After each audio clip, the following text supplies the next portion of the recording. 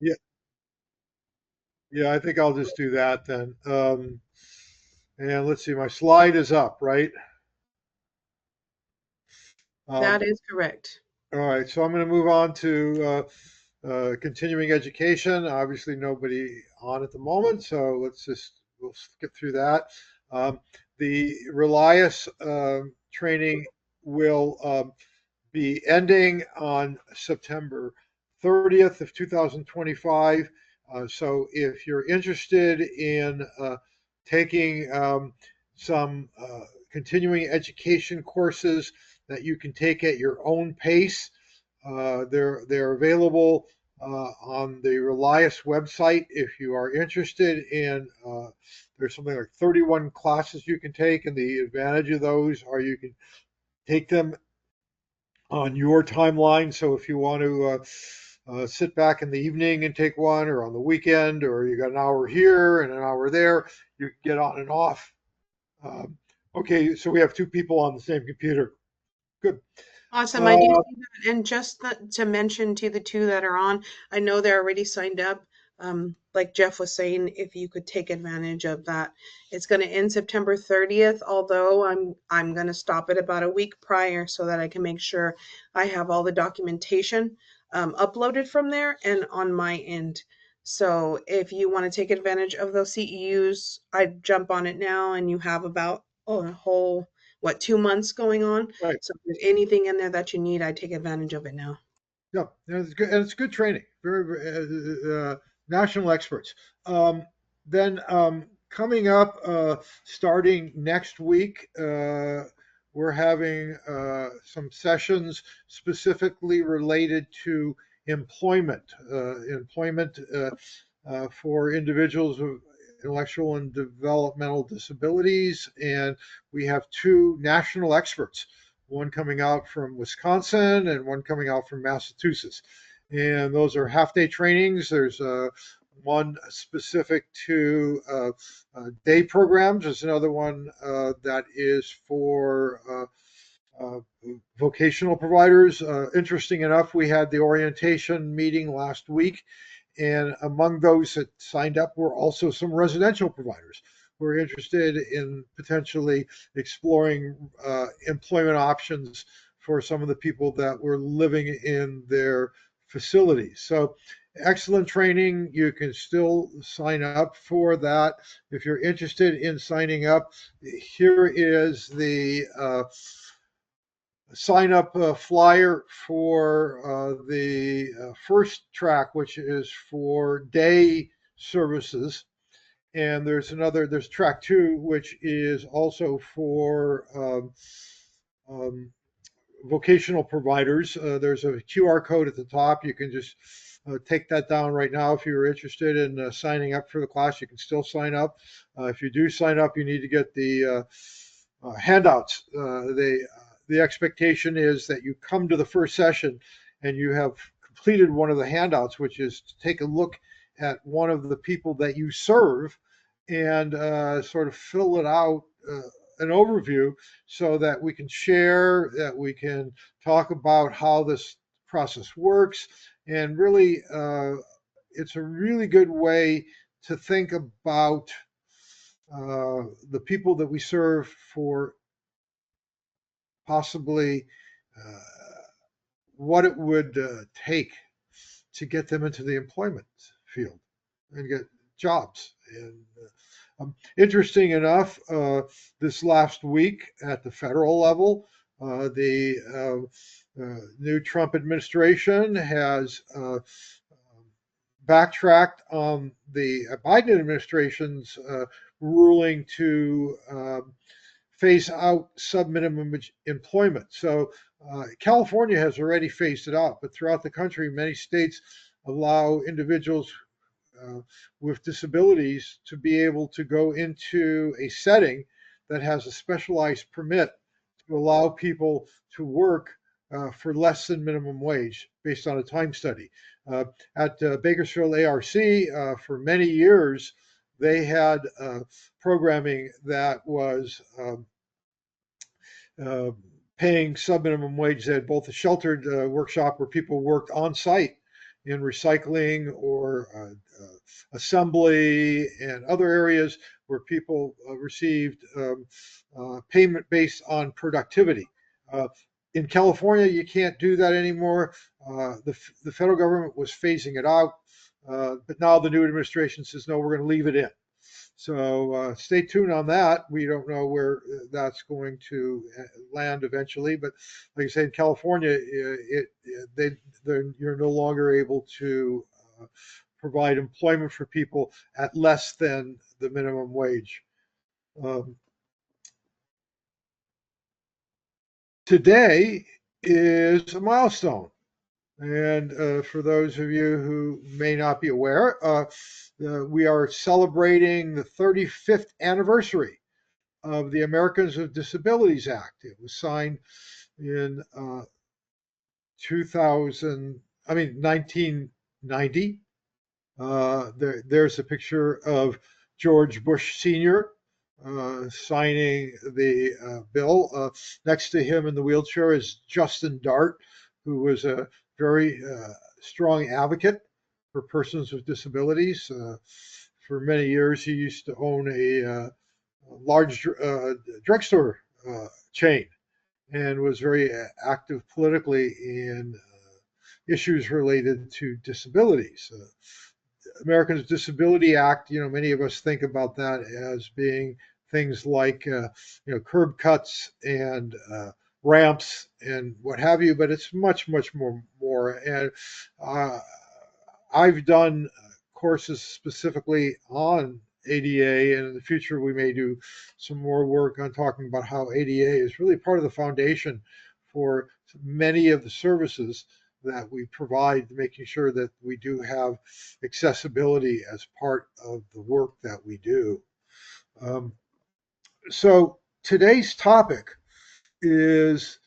comes to us from the Council of Quality and Leadership. It's abbreviated as CQL, and they have a number of programs that are out there. One of the programs that they have out there is called the POM. And do you remember what that stands for, Valerie? POM?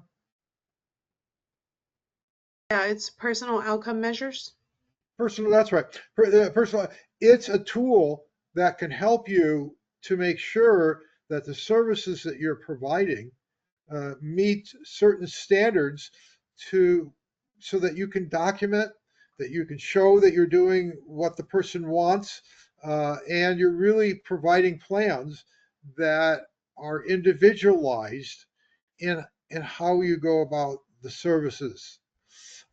So anyways, this particular document that I have up on the screen, which basically is a brief introduction to the 3Es, is available for download at the CQL website. If you go there, you can find this. And it's we're going to talk about this a little bit more in detail in a minute here. But first, I want to say that the POM tool, we are going to be having a training for individuals. It's a week-long training, and it would normally cost $800 to take this training. As part of the Bakersfield ARC grant, we have bought a session for our providers, and we still have some openings available for anyone who would like to be POM trained. And like I said, this is a very comprehensive tool that the CQL has to teach skills that are essential to providing independence for persons that we serve. Leslie, do you have dates on that? Oh, that was just going to go ahead and chime in Oh, because I did see Leslie on here. But okay, it is September the 15th through the 19th. So okay, Friday, so Monday, Tuesday, Wednesday, Thursday, Friday, the 5 days of the week. okay, The longest sessions for the day are going to be Monday, Wednesday, Friday. Tuesday and Thursday are self-paced. And I was going to tell Leslie if she has anybody that may possibly be interested in taking that POM, please reach out. Yeah, and that can be, if you're an administrator of a facility, if you, and want to learn more on, really the state of the art in quality services, this is a tool to look to. I know, Valerie, you've been trained on it. Do you want to say a few words about it? Yeah, it makes you think outside the box. Everybody gives their case scenarios. So you're going to do it together. It's like a class, it's on Zoom, so you're not going anywhere. Um, and if there's any areas that you may possibly have had issues with in the past, or maybe something that you're struggling with recently, it kind of gives you a different state of mind on how to go about conducting your way of service with each individual, and really focuses on person centered, because I know, we're trying to get out of that mentality of we know what's best for them. We need to find out what they want, what would be best for them. So it's great. And like I said, you get a lot of different, you know, suggestions from the other classmates that are there with you, in conducting that, colleagues. Yeah, it's so if you have that time available, or you have a staff person that you would like to receive training for, there are still some availability of slots. We have, we bought the whole training class, so we want to make sure that it's fully used. So I encourage you to sign up if you have the availability. So now moving on to what I was mentioning a few minutes ago, the three E's: finding your community. Um, Now, they talk about education, experience, and exposure as being the three E's. Now, remember these. So, when at the end of today, and you need to write down three things you learned today, these would be the sort of important things to take away from today's webinar. Why are these important? Um, well, one of the things that we found, and I'm going to come back to the slide in a minute, is that individuals who have been taught this program, and these are statistics that come from CQL, if people have had education, experience, and exposure to self safety, they are 2.5 times more likely to live free from abuse and neglect. So providing people with the right supports, and a protective environment, but also teaching people um, how to say no, what is consent, other things, really makes a huge difference in terms of people's ability to be free from abuse and neglect. And abuse and neglect, and being free from that, is uh, number rule number 3 in the home and community-based waiver. So it really speaks to one of the issues specific to the services that you're providing. Again, providing people with education, experience, and exposure means that people are 11.6 times more likely to achieve optimum health outcomes. So people are healthier uh, when comprehensive person-centered care is provided. So when we are sitting down with people and really explaining to them about their health, making sure that their health is maintained and it becomes part of their plan, they have and we're really looking also at preventative services, services that a non-disabled person receives at different points in their life, based on age, their sex, etc. So, women's health care, men's health care, etc. Really makes a difference. Also, mental health. and emotional well-being really come into this picture. So when you're working with people, providing education, experience, and exposure to all of these areas really has a very positive outcome on people. Two other areas that education, experience, and exposure can really make a difference in are individuals are 6.5 times more likely to achieve participation in the community. So when they looked at people who received a program that provided these components, they were much more likely to be empowered and supported and take on social engagement, to be more likely to volunteer, to be involved in employment. And it gives people a sense of belonging and purpose.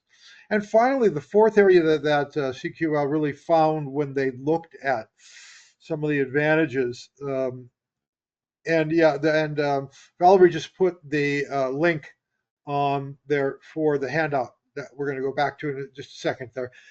When people are supported to explore and reflect on, to evaluate their experiences, they're 3.9 times more likely to form and maintain intimate relationships.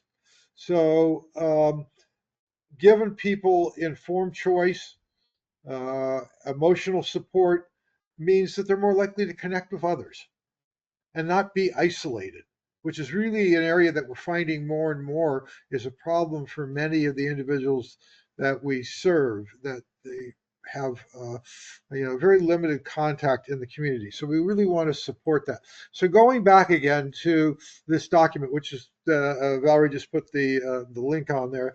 I would really strongly encourage you to download this and maybe put it up in your facility or use this as a training tool for the people that you work with, and it's free. It's the CQ is making this available to our community.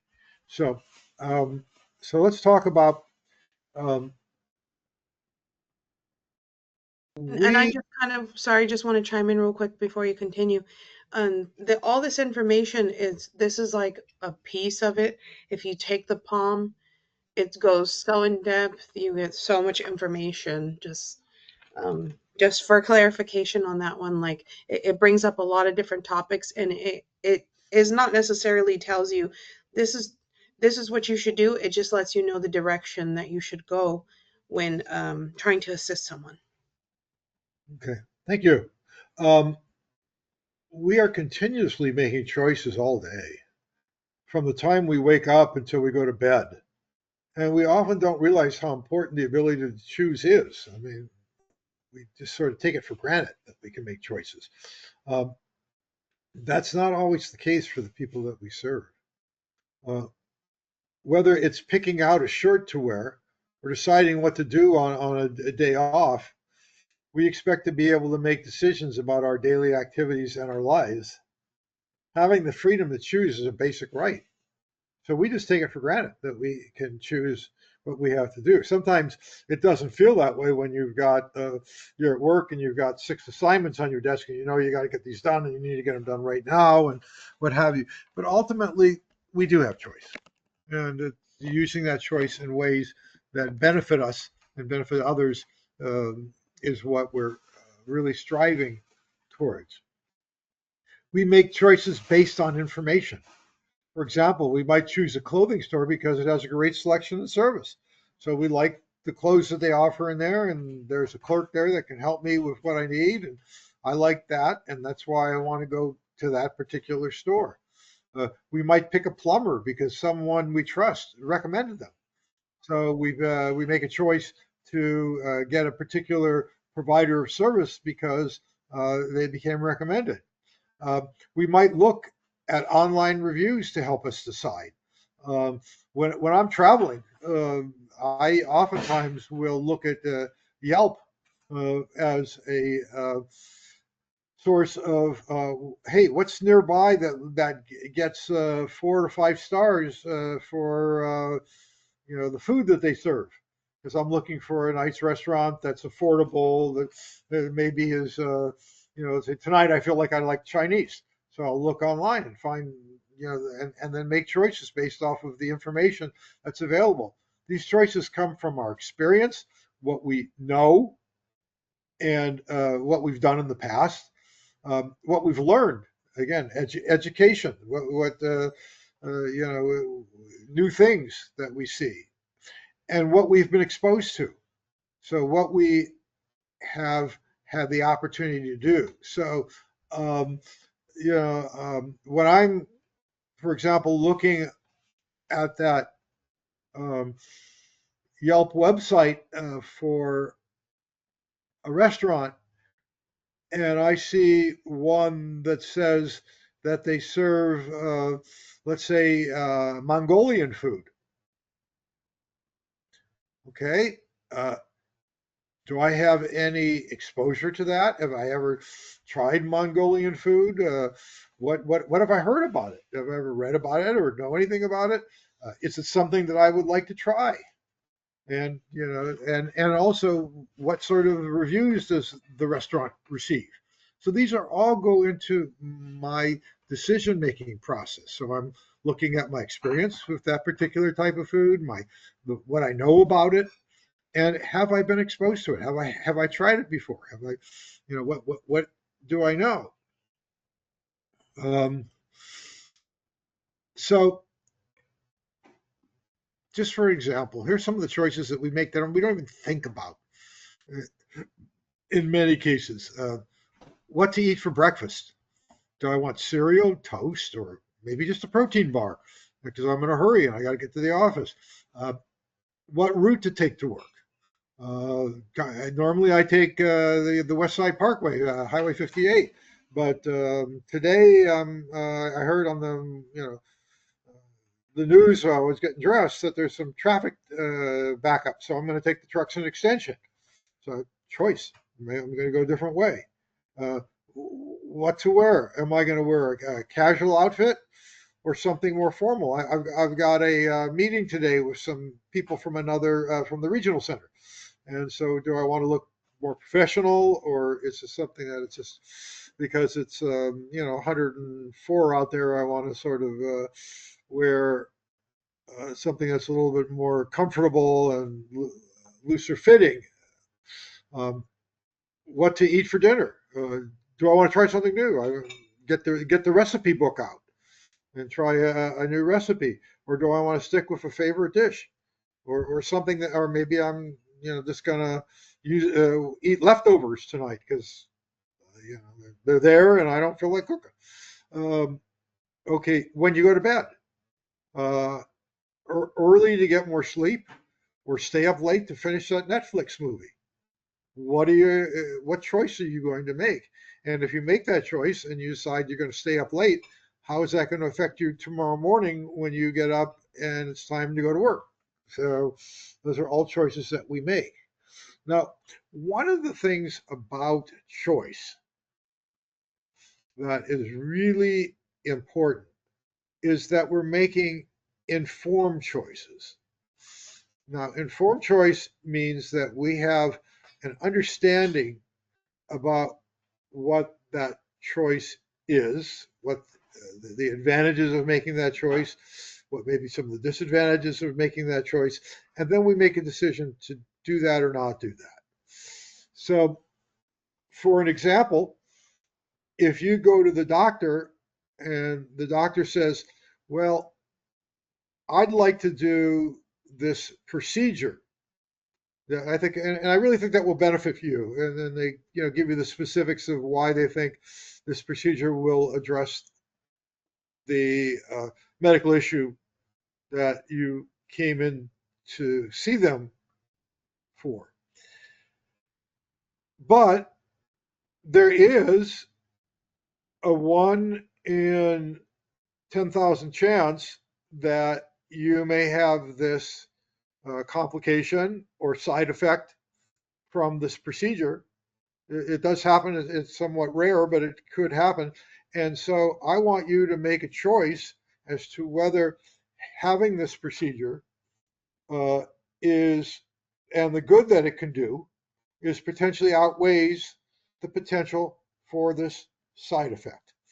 And that would be an informed choice, that you got the pros and cons and what advantages and disadvantages are, and then you make a choice as to whether you want to do it. Well, you know, yes, indeed, getting that cataract surgery would help my vision, and and it would be a good thing. But there's always that real slight complication that's possible, and I want to weigh that to know what, and then make a decision that is in my best interest. So making decisions with a good understanding of the options and their outcomes. So that's what we want our people to do. So when we're sitting down and we're providing education to folks and opportunities to try something new and to get they can get experiences and exposure to new things. We want them to have a good understanding of what their options are and what their potential outcomes are. Know what they want. So in the whole concept of person-centered planning is, what's important to the individual is one of the main ideas behind it. So the person should know what they like and what they want. So we want to really encourage people. Is this something that you might like or don't like? If they say they don't know or they're unsure, or you know, let's talk to people about what the potential options are. Know what is possible. The person should know what options are available and which ones are good. So which ones do you like? Which ones do you think you're going to help? Understand risks and trade-offs. So again, the person should know the risks and benefits from each option and get help in choosing the best one. So we want to make sure that the people that we serve understand that choices come with certain sometimes risks or trade-offs. So if I do this, if I go to the movie Saturday night, then I can't do the party over at the day activity program that I go to, and so I won't be able to see my friends. So choices, trade-offs. Make informed choices help people make better decisions and align their goals and values. So the idea of providing people education, experience, and exposure then helps them to make decisions that are informed. Um, so people who have not been decision makers or have had limited opportunity need to try new things to find out what they like. And some of you who have been on some of my previous webinars have heard me say this before, that when I was working at Bakersfield ARC, and we started really looking to develop more of a community-based approach to the services that we provided. And so we'd sit down with groups of clients and say, where would you like to go? And what would you like to do? And so this is your day.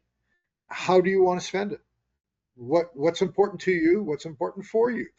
Um, and we oftentimes heard this a very similar response from most of the people, and that was, Valley Plaza, Dollar Tree, and Walmart. And in many cases, that was what these individuals that we were serving knew, that when they went out, these were the three places that they were most likely to go out to. They would go shopping with their family. They would go shopping with their care home operator, with their supported living staff, whatever their community living arrangement is, and also with the program that they were in, where would they go for their activities? So that's what people knew. So when you ask people, where would you like to do and where would you like to go, people are more likely to give you the answer of what they know. Sometimes people might say, well, I've never been to the marketplace.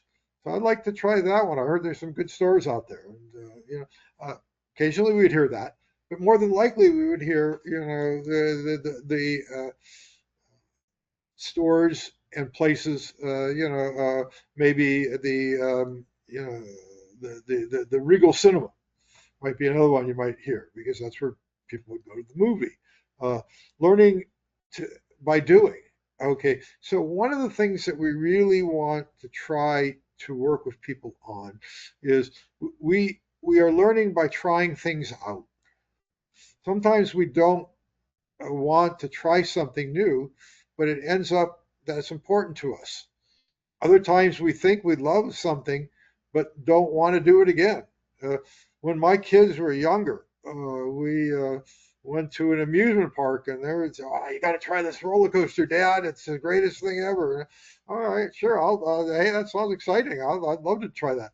Well, guess what? I don't ever want to do that again. So I thought I would like it, didn't. It goes the other way too. Sometimes there are things that we don't like, and then we end up liking. We tease one of my nieces. She, for as a child, would never eat rare or medium rare uh, beef. It's got blood. Yeah. And one day she was out with some of her friends, and they sort of convinced her to try it. And this is delicious. I really like this. And now that's all the only way she will order it. So it was by exposure and trying something different that she found out that she liked it. Just like for me, trying and finding out that super duper roller coaster sort of made me dizzy and sick, and I'm not doing that again. So again, learning by doing. Uh, a need for experience. Trying new things is important for people who have had limited life opportunities. So, one of the programs that Bakersfield ARC has is a social recreation program. And for some individuals, going out fishing is a brand new experience. They've never done it. And guess what? In many cases, people really enjoy it. And to look at the expression on someone's face when they catch that first fish can really be exciting both for them and for the people who are supporting that individual. And then that could become a hobby. And that person maybe then gets into a club of people that, of other fisher folks that go out on weekends, or, with some regularity. So it's a new experience that leads to building on other experiences. It helps them learn and enjoy and feel more independent. So the more that we learn, the more experience that we have, the more we have control over the world that we live in and opportunities to do different things. So it's not the same thing over and over again. I don't know about those of you on this call, but if I did the same thing over and over again, I think it would drive me nuts. I need to get out and do some different things now and then, to try something new, to go someplace I haven't been before, or if I've been there before, when I'm looking at that menu, not ordering the same dish every time I go to that restaurant. Got to try some new experiences so that I can learn about new things. So when we're talking about education, so when we're talking about one of the three E's, we could talk about it academically. And some people go to adult day programs, and they're learning some academic skills, maybe some math, reading, other things.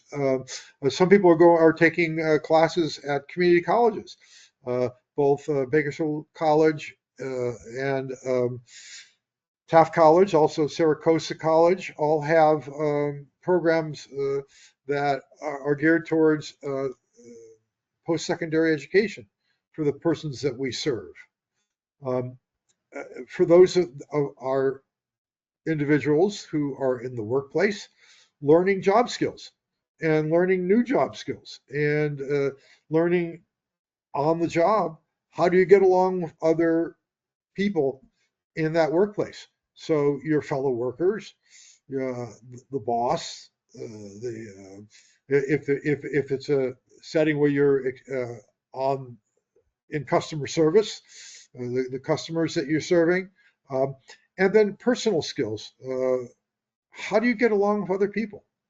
Um, so learning social skills, which we're going to talk a little bit more about in a few minutes, can be really an important skill. Interesting enough, there was a study done a number of years ago where they looked at how well people did in employment.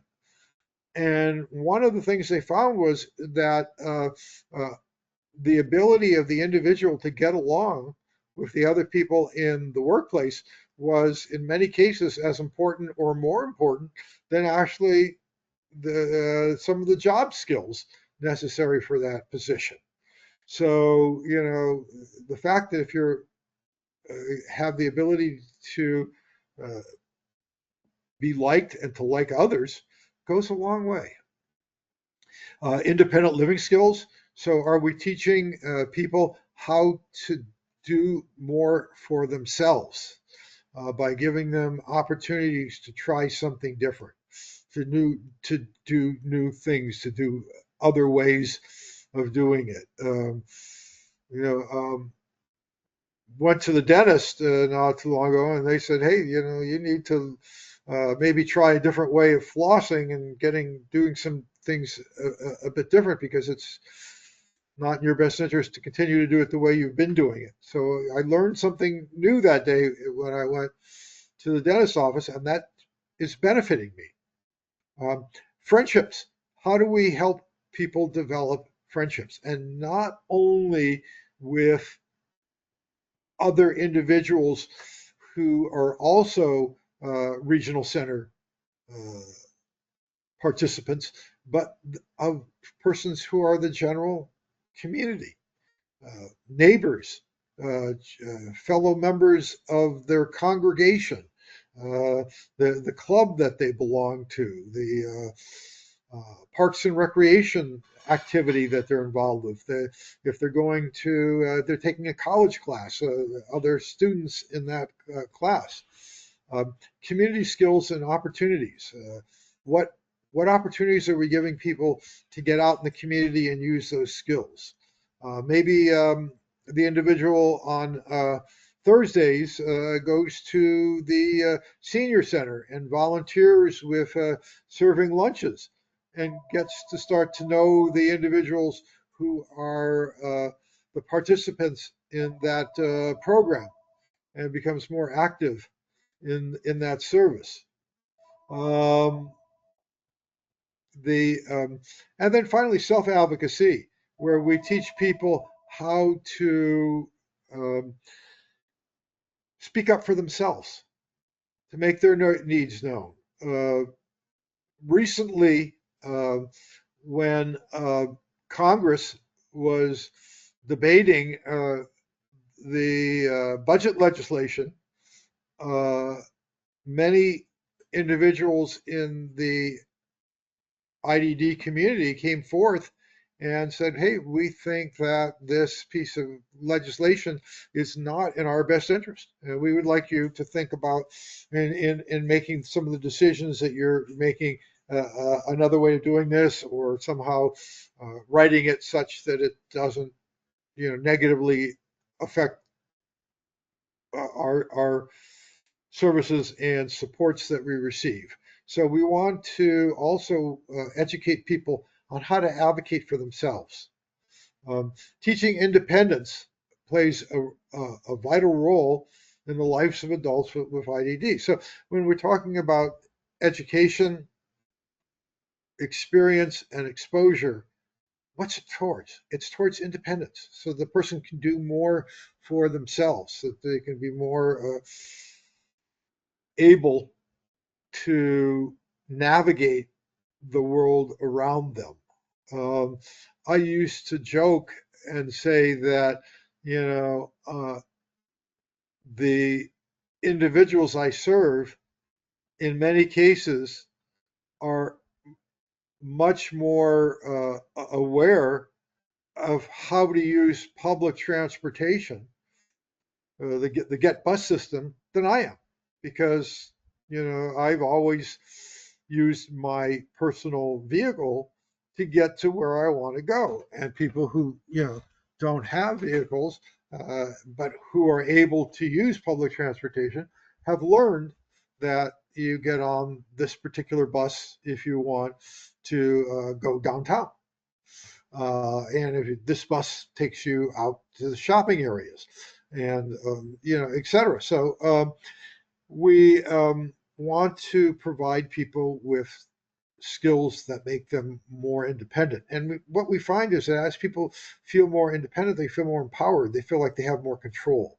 They have more dignity. They feel better about themselves and their self-worth.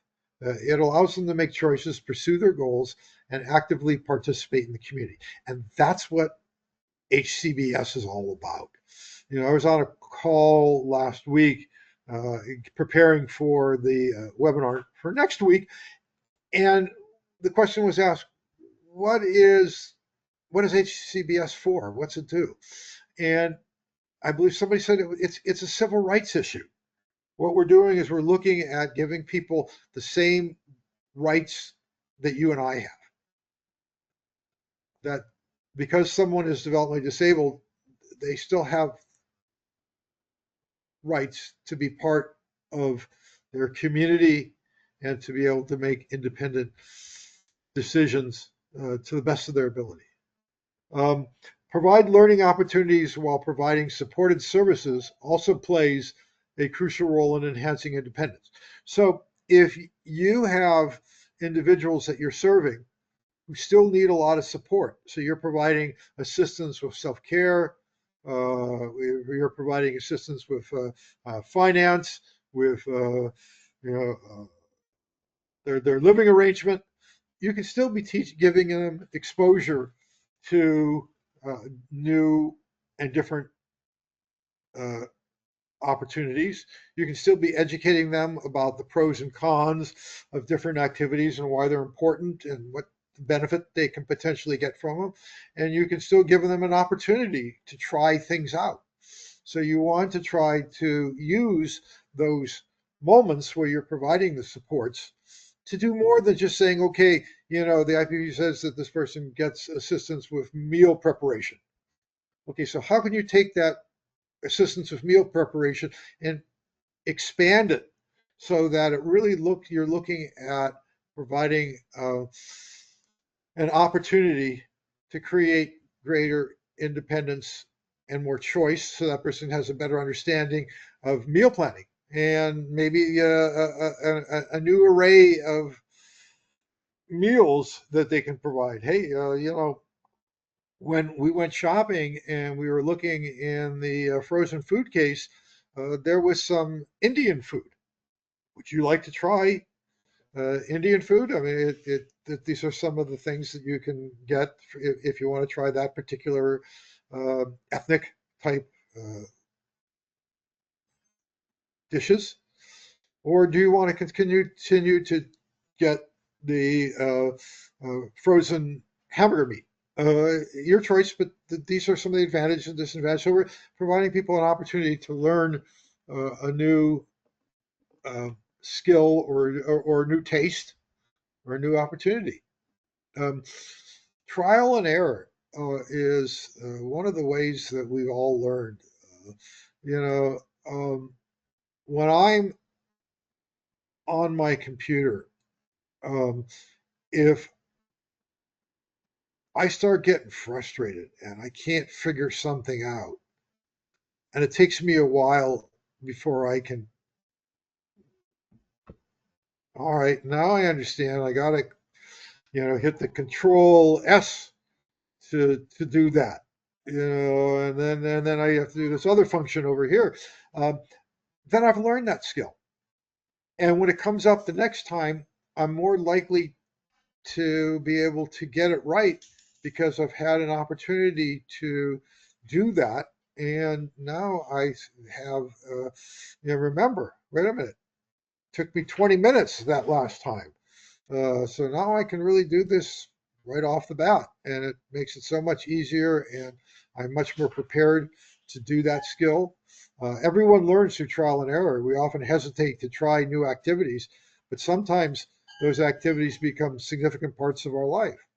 Conversely, there are things we initially think we will enjoy, but later realize that we don't want to repeat that. We're not going to do that one again. I tried that and it didn't work, I tasted that and I'm not going to try that again. Or I went to that, um, you know, movie theater, and it was grungy, and I didn't care for the place, and not the greatest neighborhood, and so I don't think I want to go back there again.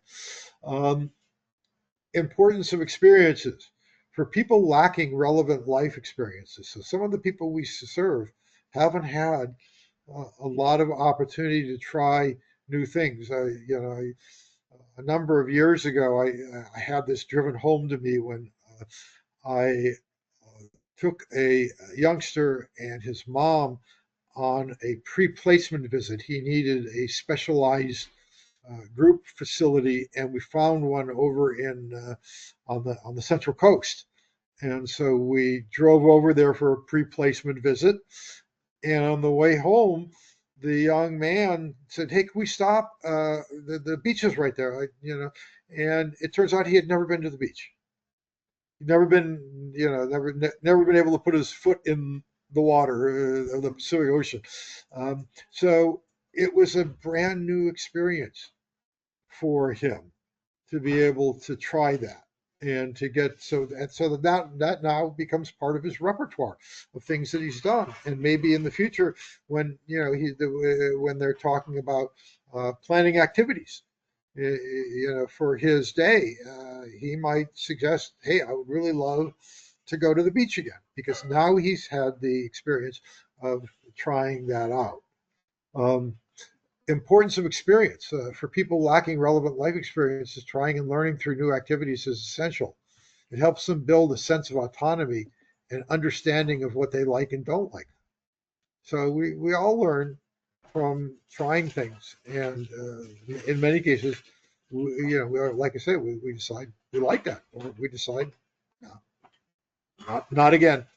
Um, Gaining knowledge and skills through education and understanding, and solving problems better. So learn how to do a job well. So if we're in a vocational setting, learning through education, through exposure, through experience, can really help us so that we can do that particular job well. Um, Behave suitably to the situation. So sometimes learning and giving it and be given opportunity can teach us how we want to respond in a given situation. So being overly excited when we go out socially might have us sort of be such that people want to sort of move away.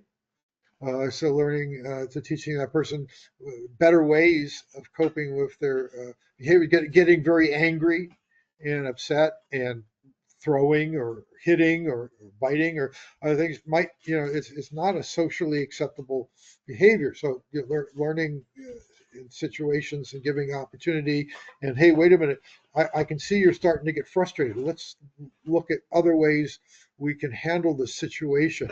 And so really providing the person with some education and maybe some exposure. There's another way here, look at this way to do things, can really help. Manage time effectively. What do you do with your spare time? What do you do with the time that's yours? Uh, uh, Taking care of oneself. What are you doing to really benefit yourself? Uh, Handling feelings. So if I get angry or upset or sad or happy, how do I express that And what do I do internally with those feelings? Some people get sad and turn it inward. Some people get angry and become aggressive. What are other ways that you can handle those situations? Uh, how do you enjoy activities? So we think that, well, gosh, you go some places, you're doing something, enjoyment should be automatic. It's not. Sometimes people have to learn how this is a good thing. We're here. We're having it's an opportunity for you to learn a new skill. Valerie and I were talking before this webinar started, and she had a group last week that were over in on the Central Coast, and she was sharing with them, hey, we really ought to enjoy this time out here on the beach because it's so much cooler and nicer, and there's a breeze, and it's a very pretty day, and it's 104 back in Bakersfield, so we want to enjoy this. Handling everyday chores and finance, so teaching people how to take care of those things that are important in their life. What do you do to keep your room and your kitchen and other areas clean, and then also handling your own money. If you're able to receive personal funds or have your own personal funds, what do you do with those? How do you do that? Are you deferring a purchase until you get it enough to be able to make that purchase, or are you immediately spending any money that you receive? And how do you work with people to educate them on the importance of being able to manage the limited funds, unfortunately, that our folks receive?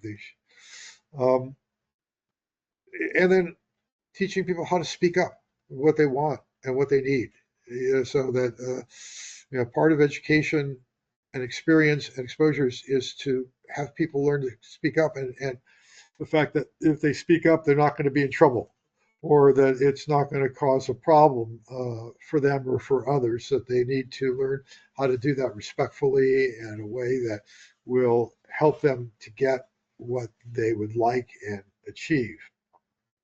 And making choices independently. How do you go about making choices on your own? Um, Now, independence, we want to encourage a feeling of control in one's life.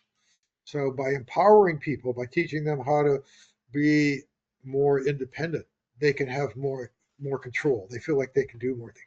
We'll get back to what we were talking about earlier: choices. They can make more of their own choices. Um, Dignity. People feel more valued and respected if they feel like they have more control over their own lives. If you feel like you can't do anything without asking, or you're waiting to be told what to do, or you're afraid to try something new because it might make the staff mad, that's not dignity. Self-worth. How do you feel about yourself? Again, you feel better about yourself the more you feel like you have control, that you can make choices, that you can be independent. By fostering skills and providing supports, individuals can lead fulfilling lives, make choices, pursue goals, and actively participate in their community. Okay, we're just about time, so I just want to go over, let's see. Okay, another area that is important when you're talking about exposure and education is physical engagement. Regular physical activity and exercise have numerous benefits for individuals, including improving physical health, increasing strength and flexibility, and enhancing overall well being. So, when we're talking about folks that we're working with, exposing them to activities that are physical in nature, teaching them why that's important in terms of learning and education, and then giving them an opportunity to do that really goes a long way. Engaging in activities such as walking, swimming, dancing, or adaptive sports can help individuals maintain a healthy lifestyle and manage their weight. It's important to consider the physical abilities and preferences when determining suitability of physical activity. So, some individuals that we serve need more adaptations, or the level of activity that you do may need to be less strenuous, etc. But that's something that we could really look to really help the individuals. And I think sometimes that gets overlooked. So that's why I wanted to make sure we covered this slide. And then finally, exposure. Uh, Building life skills is crucial aspect in maintaining independence. Life skills encompass a wide range of activities that enable the individual to navigate daily tasks, manage their personal affairs, and engage in meaningful activities.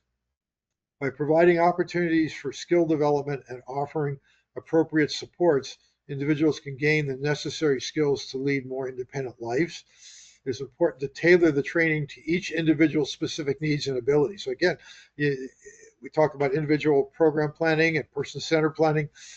You need to look at so someone who has a greater capacity to utilize the community independently, we would set up one set of plans versus someone who may need greater levels of support in terms of being out in the community. So it's individualization. This may involve breaking down tasks into smaller, manageable steps and providing ongoing guidance and encouragement. So for those folks that may need a greater level of support in the whole education, exposure, and experience, you may need to start with smaller steps and to provide a greater level of guidance and encouragement. So again, individualization. All right, it is 11 o'clock exactly. Any questions, concerns, comments? Just open up your mic and speak up.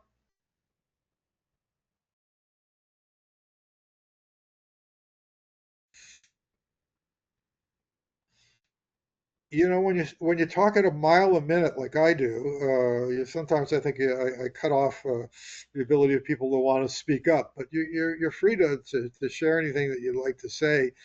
I'd love to have any comments or concerns. If I said something today that maybe you disagree with or feel strongly about, let me know.